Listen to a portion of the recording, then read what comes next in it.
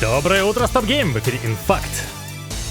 Прозорливые фанаты творчества Rockstar и высоко ожидаемый GTA 6 в частности заметили на сайте компании любопытную вакансию — тестировщик русской локализации. В вакансии не уточнено, для какой конкретной игры требуется тестирование, однако доподлинно известно, что работа не постоянная, а сдельная в рамках годового контракта. Офис, куда ехать работать, располагается в британском Линкольне. От соискателя требуется высокий уровень владения русским, хороший уровень письменного и устного английского, а также знание культуры целевого региона. А в обязанности будет входить не только перевод, но и консультация разработчиков, вычитывание текстов, подбор шрифтов и так далее. Оптимистично здесь звучит срок работы в год. Фанаты сразу предположили, что и GTA-шку можно будет ждать примерно спустя 12-13 месяцев, тем не менее официальных подтверждений от самой Rockstar касательно проекта, на который требуется работничек, дано пока не было. А вот как вы думаете?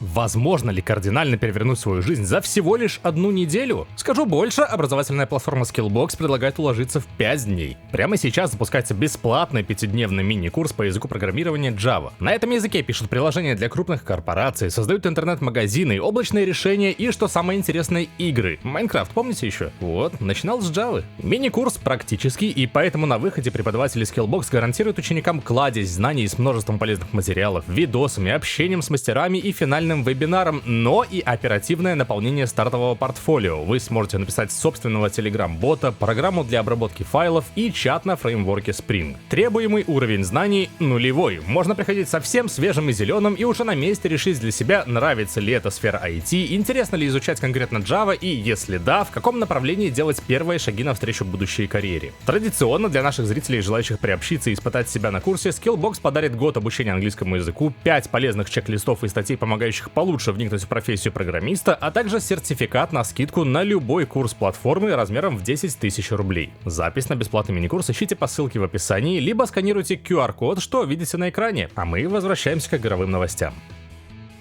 И сразу релевантное. На прошлой неделе авторы компьютерных Pathfinder и недавней Warhammer 40 000 Rogue Trader студия Owlcat Games начала поиск концепт-художника для следующего проекта. Среди требуемых навыков указан опыт генерации артов при помощи ИИ. Из-за нейросетей нынче и так только ленивый профессионал еще не поднимал бунт, художники, разумеется, в их числе и так-то в первых рядах. И, как вы понимаете, все пошло не так в этой истории. Художники закидали студию гневными сообщениями, дескать, те убивают профессию и искусство.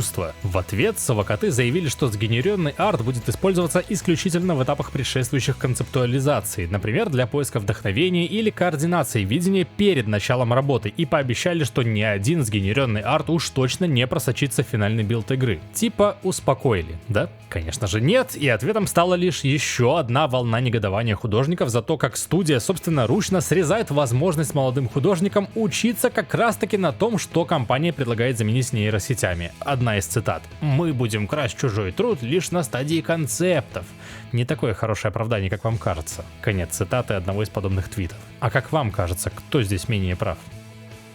Пару дней назад рассказывал вам о взломе серверов Epic Games. Дескать, бандиты из группы Могилевич выгребли оттуда почти 200 гигов всякой инфы, в том числе и личной, вроде платежных данных. Расследование стартовало тот же час, как стало известно об инциденте, и вот оно завершилось. Оказалось, никакого взлома все-таки не было, а выложенная злодеями информация всего лишь блеф и пыль в глаза. Забавный факт. По ссылке на якобы украденные материалы эпиков ничего такого само собой не было, но зато было сообщение с прямым признанием собственной лжи. Цитата: «На самом деле мы не занимаемся кибератаками, а являемся профессиональными мошенниками». Конец цитаты. Не забавный факт. По крайней мере, 8 человек все-таки клюнули на крючок Могилевич, и, например, один пострадавший перевел $85 000 за доступ к базе данных производителя дронов DJI. Взамен он получил кукиш, разумеется. Также стала известна причина, по которой они просили небольшую сумму для подтверждения наличия средств. Полученные скриншоты с балансом криптокошельков использовались для того, чтобы убедить уже других покупателей во взломе этих самых хранилищ. Личности злоумышленников, к сожалению, не установлены, и их злодеяние явно продолжится.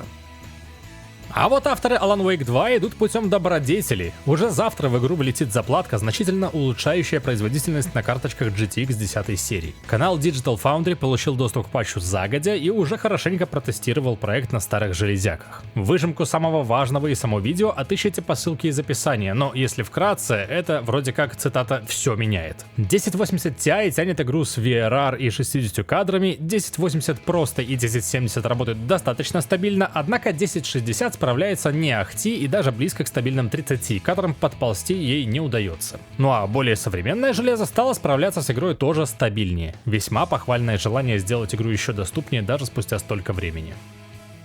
Завтра же в 9 вечера по московскому времени состоится очередное шоу Xbox Partner Preview, на котором, как следует из названия, пройдет показ игр для Xbox и ПК от сторонних компаний-партнеров. Из заявленных участников известны лишь Electronic Arts, Nexon и Capcom. Среди игр Tales of Kenzera Zao, Kunitsugami Path of the Goddess, The First Berserker Hazan и другие. Длиться это дело будет около получаса, но какие-то анонсы, специально оставленные для шоу, вроде как тоже запланированы. А это новая игра от авторов Life is Strange и недавней Banishers Lost Records Bloom and Rage. Анонсировали ее еще на ТГА пару месяцев назад, а теперь вот авторы подсыпали некоторых любопытных деталек о проекте. Центральная идея — показать историю о воссоединении 4 подруг спустя 27 лет разлуки и одну клятву не разговаривать друг с другом после какого-то загадочного инцидента. Героинь будет 4, хотя играбельной останется лишь одна, а вот временных эпох, в которые мы будем прыгать то вперед, то назад, 2. Разработчики обещают интерактивную систему влияния действий в одном таймлайне на другой и высокую степень интерактивности. Диалоговая система тоже претерпит перемены относительно привычного колеса. Ходом некоторых диалогов будут руководить подруги главной героини, а игроку нужно будет, цитата, «вслушиваться в слова собеседников, пробовать включаться в диалог или даже перебивать говорящих». Конец цитаты творческого руководителя проекта Мишеля Коха. В качестве референсов, из которых авторы черпали вдохновение при создании, называются такие произведения, как «Оно» и «Останься со мной» Стивена Кинга, а также сериал «Очень странные дела». Разумеется. Релиз игры пока намечен на конец года, и пока с русскими субтитрами сразу на выходе.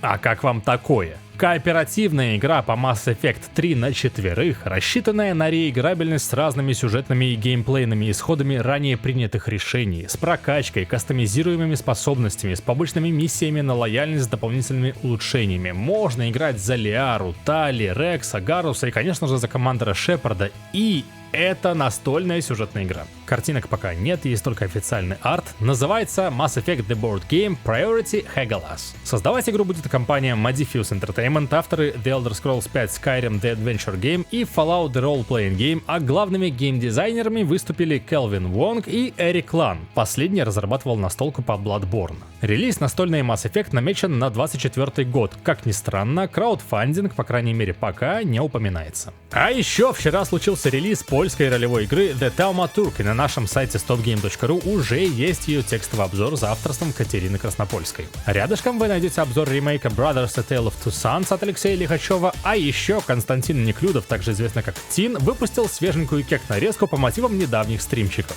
Приятного вам изучения и доброго дня!